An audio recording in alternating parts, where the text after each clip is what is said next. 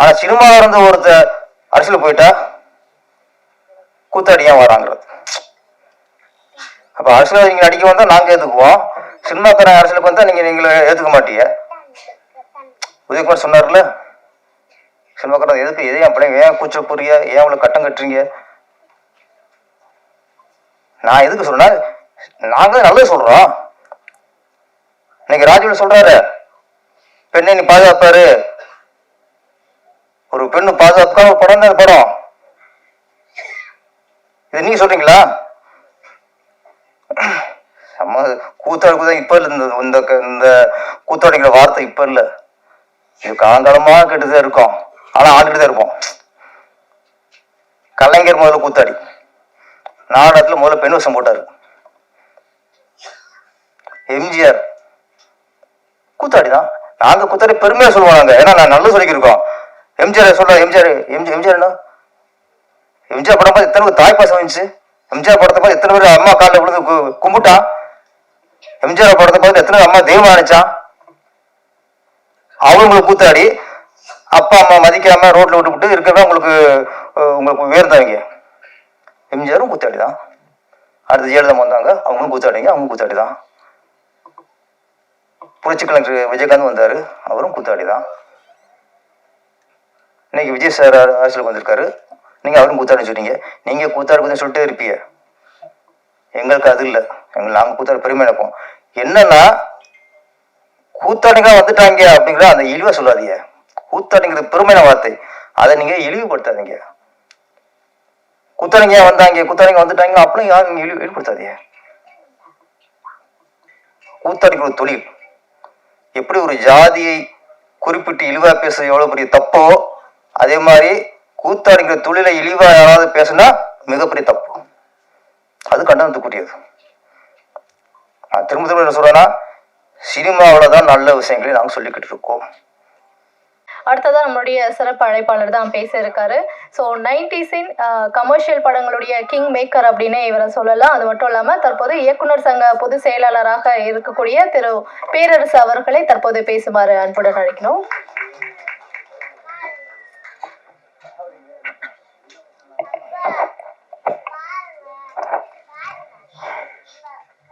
அனைவருக்கும் வணக்கம். இந்த நிகழ்ச்சியில் நிறைய நல்ல விஷயங்கள் பார்க்க முடிஞ்சது. முதல்ல நம்ம இயக்குனர் ராஜவேல் கிருஷ்ணா தன் தாய் தந்தைய மேடைக்கு அழைத்து அவங்களோட ஆசீர்வாதம் வாங்கினாரு. தெய்வத்தோட ஆசீர்வாதத்தை விட பெத்த அப்பா அம்மா ஆசீர்வாதம் தான் சிறந்தது. ஏன்னா அவங்க தான் வாழும் தெய்வம். அவங்க தான் மனப்பூர்வமா உண்மையான மனசோட முழு ஆசீர்வாதம் கொடுக்குறவங்க பெத்த அம்மா தான். பெத்த அம்மா அது காலை தொட்டு வணங்காலே போதும், வாழ்க்கையில் முன்னேறிடலாம். ராஜவேல் சார் ஏன்னா இது இப்போ ரொம்ப இல்லாமல் போச்சு சமூகத்தில். இப்போலாம் பசங்களும் தன்னுடைய பிறந்தநாள் கூட அப்பா அம்மா காலெல்லாம் விழுகிறது இல்லை, ஹாய் தான் போகும். அது கலாச்சாரம் ரொம்ப மோசமாயிட்டு இருக்கு. அது என்னன்னா, பெரியவங்க காலில் விழுகிறது ஒரு அவமானம் நினைக்கிற மாதிரி இப்போ இந்த காலகட்டம். நம்ம தொட்டு குண்டாம நம்ம தாழ்ந்துருமோ. யார் ஒருத்தர் பெரியவங்க காலில் குனிஞ்சு கும்பிடாமலோ அவங்க வாழ்க்கை உயர்ந்துருவான். இவங்க எல்லாம் எவ்வளவு நினைச்சா அவன் அப்படியே இருப்பான். அதனால ஆசிரமம் முக்கியம். அது எனக்கு கொஞ்சம் நெகிழ்ச்சியாக போயிடுச்சு. அதோட அவங்க அப்பா அம்மா மேலேருந்து அவங்க அம்மாலாம் கண் கலங்கிட்டாங்க. அது கண் கலங்குறது என்ன,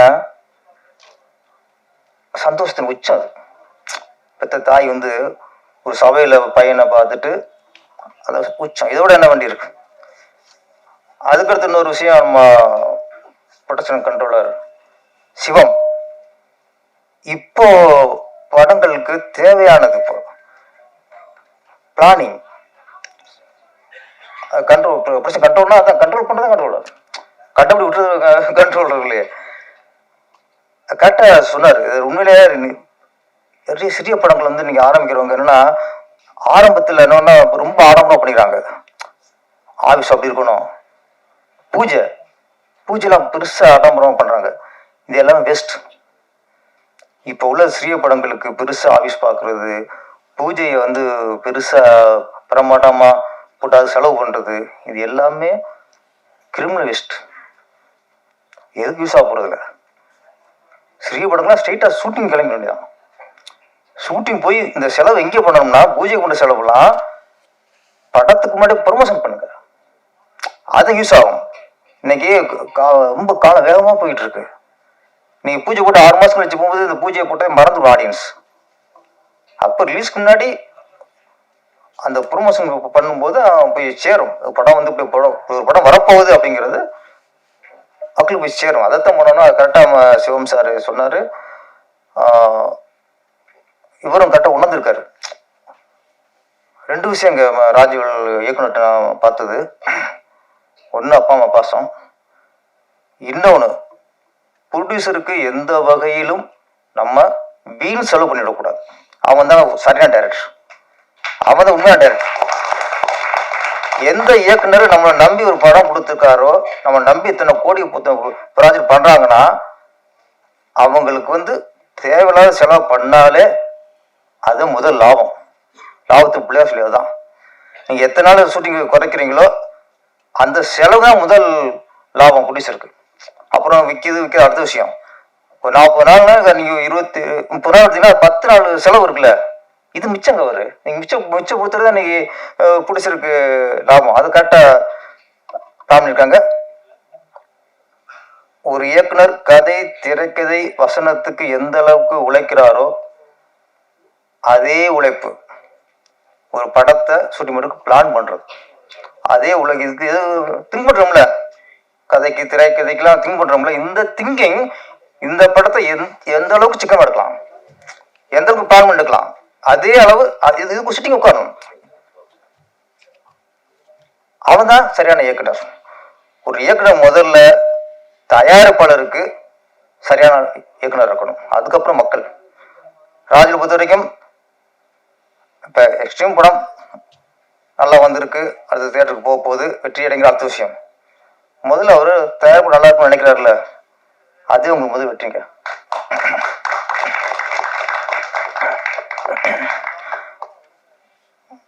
நிறைய பேர் பேசிட்டு போயிட்டாங்க, நம்மளை கடைசி விட்டாங்க. இயக்குனர் உதயகுமார் சார், அவர் வந்து ரேவதிய கதாநாயகியை வச்சு படம் பண்ணியிருக்கிறாரு, குஷ்பு கதாநாயகி வச்சு படம் பண்ணியிருக்கிறாரு, மீனா கதாநாயகி வச்சு படம் பண்ணியிருக்காரு, நதியா.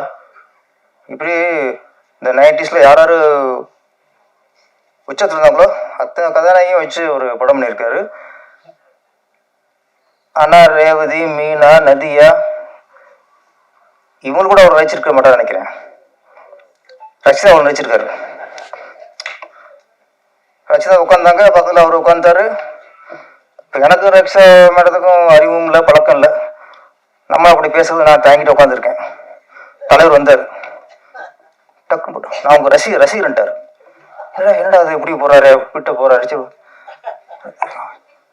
ஓகே ஒன்றே அப்புறம் அது அவங்க ரசிகர் சொன்னால் பரவாயில்ல, அடுத்து செல்ஃபி எடுத்துக்கிறாரு. என்னடா தலைவர் வேற ரேஞ்சு வச்சிருக்காரு அப்படின்ட்டு. அதுக்கப்புறம் இங்கே மேலே வந்து உட்காந்துட்டாரு. நான் வர்றேன், இங்கே உட்காந்தாரு. நீ என்னை தள்ளி வர்றாரு அப்படின்னு புரியல. ஒரு சீட்டை பக்கத்தில் தக்க வச்சுட்டு இருக்காரு. அவர் ரக்ஷா வந்தோடனே நீ இங்கே உட்கார்னாரு. அடாப்பா, இதுக்கு தான் என்ன தள்ளி விட்டலான்ட்டு. ஆமாம், அந்த அளவுக்கு. இப்போ அவர் சொன்னார் டைரக்டர் ராஜவேல், நாங்கள் ஷூட் பண்ணும்போது மாடலில் பார்க்கும்போது இந்த பொண்ணுக்கு கண்ணு சூப்பராக கடை பவராக இருக்குது, அப்படி இருக்குன்னு சொன்னாப்ல. நீங்களாம் கேமரா வழியா மாடலில் பார்த்தா கண்ணை பவர் தெரிஞ்சுக்கிட்டிய. உதயகுமார் சார் பார்த்தீங்களா, ஸ்ட்ரெயிட்டாக பார்த்தியா அந்த பொண்ணு கண்ணு அப்படின்ட்டாரு. அதான் சீனியர் தான், ஜூனியர் தான். இல்லை, அதெல்லாம் அவரு அவங்களுக்குலாம் பெரிய இயக்குனர்னா பார்த்தோன்னே கடிச்சிடுவாங்க. ஒரு பொண்ணுக்கு கண் எப்படி இருக்கு, ஃபேஸ் கிட்ட எப்படி இருக்கு, ஆக்சுவலாக கம்பீரமாக இருக்கான்றாங்க. எல்லாமே ஒரு சீனியர் இயக்குனர் சொல்லும்போது அது சரியாக தான் இருக்கும். நம்ம அவர் வாக்குப்படி அவர் ஆசிரியப்படி இங்கே இன்னும் பெரிய லெவலுக்கு வரணும். அப்புறம் இந்த பாடல் சிறப்பாக இருந்தது, எடிட்டிங் எல்லாமே சிறப்பாக இருந்து, ட்ரெயிலர் ரொம்ப சூப்பர். படத்தோட ஓரளவு யூகிச்சது கண்டென்ட்டு ஒரு பெண்களுக்கான ஒரு விஷயம்தான். ஆமாம், பெண்களுக்கு விழிப்புணர்வு உருவாக்குறது இருக்கலாம், பெண்களுக்கு ஒரு பாதுகாப்பாகவும் இந்த ஒரு படம் இருக்கலாம். சுத்தி என்ன ஒரு நல்ல விஷயத்த இந்த டீம் சொல்ல வந்திருக்கு. நம்ம பெண்கள் இன்னைக்கு சொல்றோம், இன்னைக்கு ஆணுக்கு நேராக பெண்கள் வந்துட்டாங்க. எல்லா வகையிலும் இன்னைக்கு எந்த வகையிலும் ஆண்களுக்கு பெண்கள் குறைஞ்சது இல்லை. நாங்கள் ஃப்ளைட் ஓட்டுறோம், சிஎம் ஆயிட்டாங்க, பிரதம மந்திரி ஆயிட்டாங்க, கலெக்டர் ஆயிட்டாங்க, எல்லாம் ஆயிட்டாங்க. ஒத்துக்க முடியுதான். ஏன்னா இன்னைக்கு ஆண்களோட சில விஷயத்துல அவங்க பெண்கள் கொஞ்சம் மேலதான் இருக்காங்க. ஆனா ஒரே ஒரு விஷயம், இன்னைக்கு பேப்பரை பார்த்தா, நியூஸை பார்த்தா, இந்த பாலியல் தொல்லை, பலாத்காரம் இது அதிகமாட்டே இருக்கு. மற்ற வகையில ஆண்களுக்கு நிகராக பெண்கள் இருக்கும்போது அவ்வளவு உயர்ந்துட்டாங்க போது இந்த இது மட்டும் ஏன் வந்துட்டு இருக்கு? என்ன காரணம்? இப்போ கொஞ்சம்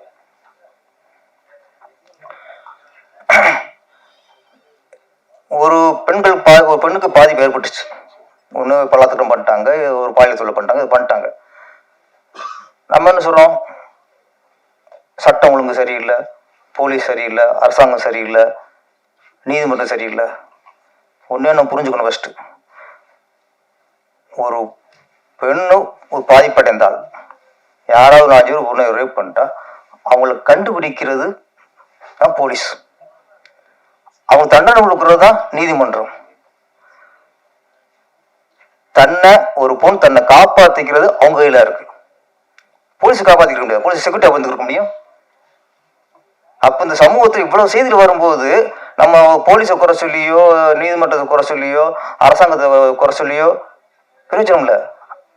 தவறு நடந்தா கண்டுபிடிக்க தானே போலீஸ், தண்டிக்கிறது தானே போலீஸ். தண்டிச்சுட்டா பாதிப்பு போயிருமா? அப்ப இந்த பெண்கள் முதல்ல நம்ம காப்பாத்திக்கணும். நமக்கு நாம தான் பாதுகாப்பு இருக்கணும்.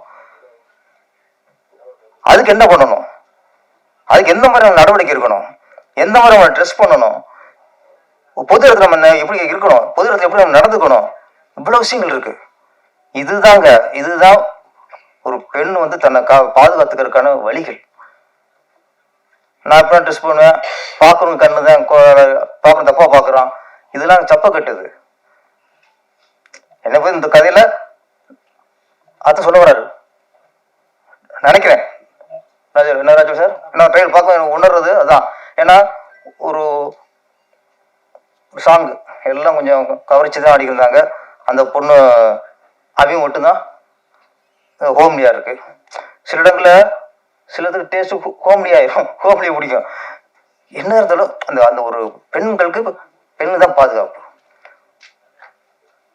ஒரு விஷயம் அப்ப எக்ஸ்ட்ரீம் ஒரு நல்ல விஷயம் சொல்லுங்க.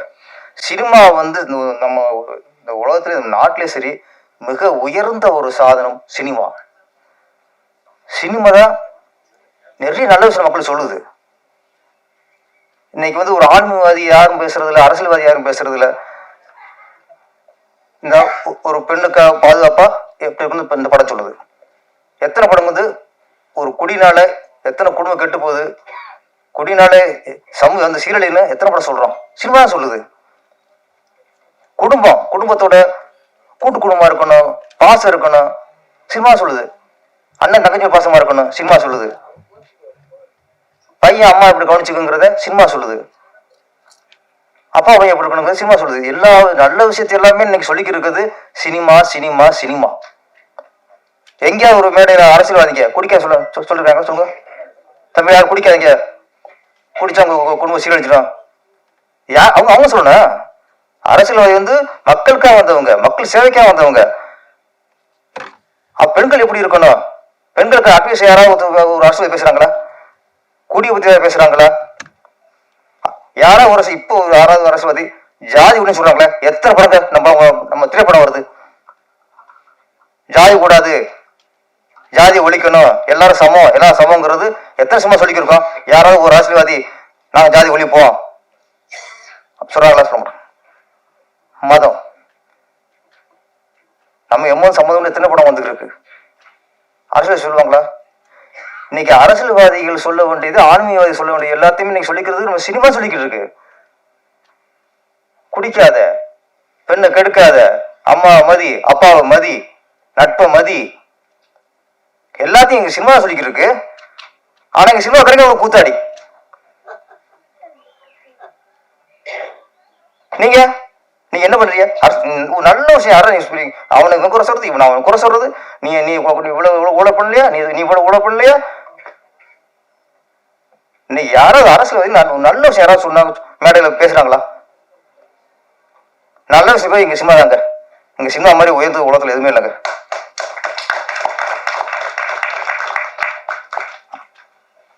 ஒரு சில அரசியல்வாதிகள், அரசியல் குடும்பத்துல இருந்து அரசியல்வாதிகளோ எங்க சினிமாவுக்கு வருவாங்க, நடிப்பாங்க, பண்ணுவாங்க. யாராவது சினிமா அரசியல்வாதி நடிக்க வேணும்னு கேட்க மாட்டோம். கேட்குறோமா? எத்தனை காலமா நம்ம எத்தனை அரசியல் வந்திருக்காங்க, கேட்க மாட்டோம். ஆனா சினிமா இருந்து ஒருத்தர் அரசியல் போயிட்டா கூத்தாடி ஏன் வராங்கிறது. அப்ப அரசியல் நீங்க நடிக்க வந்தா நாங்க ஏத்துக்குவோம், சினிமாக்காரன் அரசியலுக்கு வந்தா நீங்களை ஏத்துக்க மாட்டீங்க. உதயகுமார் சொன்னார்ல, சினிமாக்காரன் எதுக்கு எதையும் பிள்ளைங்க ஏன் கூச்ச புரிய, ஏன் அவ்வளவு கட்டம் கட்டுறீங்க? நான் எதுக்கு சொல்றேன்னா, நாங்க நல்லது சொல்றோம். இன்னைக்கு ராஜீவ் சொல்றாரு, பெண்ணை நீ பாதுகாப்பாரு, ஒரு பெண்ணு பாதுகாப்புக்கான ஒரு படம் தான் படம். இது நீங்க சொல்றீங்களா? கூத்தாடுக்குதான் இப்ப இல்ல, இந்த கூத்தாடிங்கிற வார்த்தை இப்ப இல்ல, இது காலங்காலமா கேட்டுதான் இருக்கும். ஆனா ஆண்டுட்டு தான் இருப்போம். கலைஞர் முதல்ல கூத்தாடி, நாடகத்துல முதல்ல பெண் வேஷம் போட்டாரு. எம்ஜிஆர் கூத்தாடி தான். நாங்க கூத்தாடி பெருமையா சொல்லுவோம் நாங்க, ஏன்னா நான் நல்ல சொல்லிக்கிருக்கோம். எம்ஜிஆர் சொல்ற, எம்ஜிஆர் படம் பார்த்து எத்தனை பேர் தாய்ப்பாசம் வந்துச்சு? எம்ஜிஆர் படத்தை பார்த்து எத்தனை பேர் அம்மா காலில் விழுந்து கும்பிட்டான்? எம்ஜிஆர் படத்தை பார்த்து எத்தனை பேர் அம்மா தெய்வம் நினைச்சான்? அவங்களுக்கு கூத்தாடி, அப்பா அம்மா மதிக்காம ரோட்ல விட்டு இருக்கவே உங்களுக்கு உயர்ந்தவங்க. எம்ஜிஆரும் கூத்தாடி தான். அடுத்து ஜெயலலிதா வந்தாங்க, அவங்களும் கூத்தாடிங்க, அவங்க கூத்தாடி தான். புரட்சி கலைஞர் விஜயகாந்த் வந்தாரு, அவரும் கூத்தாடி தான்.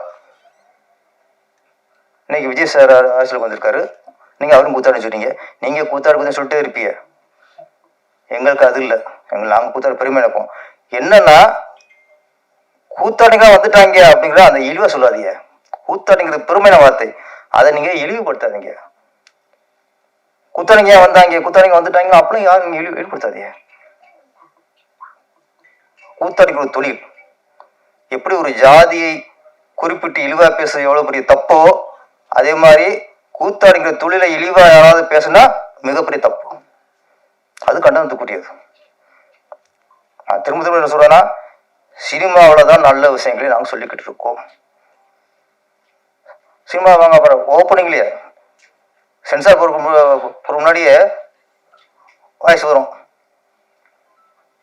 குடிப்பது உடல்நலத்திற்கு கேடு,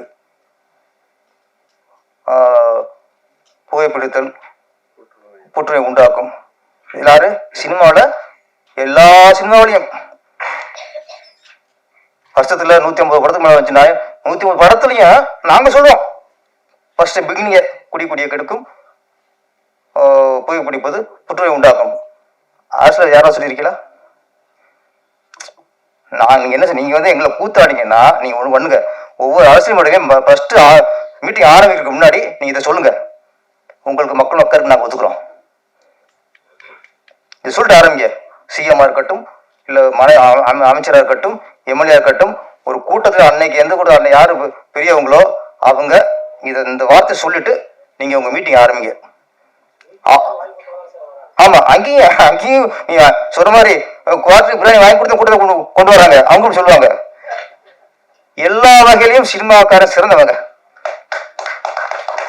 நாங்களும் நல்லதை சொல்றோம். ஏதோ ஒரு சில படம் வந்து தப்பான படம் இருக்கலாம், அதுக்காக ஒட்டு சினிமா நீங்க பண்ண முடியாது. அதனால திரையுலகில் நீங்க யாரும் கேவலம் நினைக்காதீங்க. அரசியல் விட சினிமா மேல் மேல் மேல். நன்றி, வணக்கம்.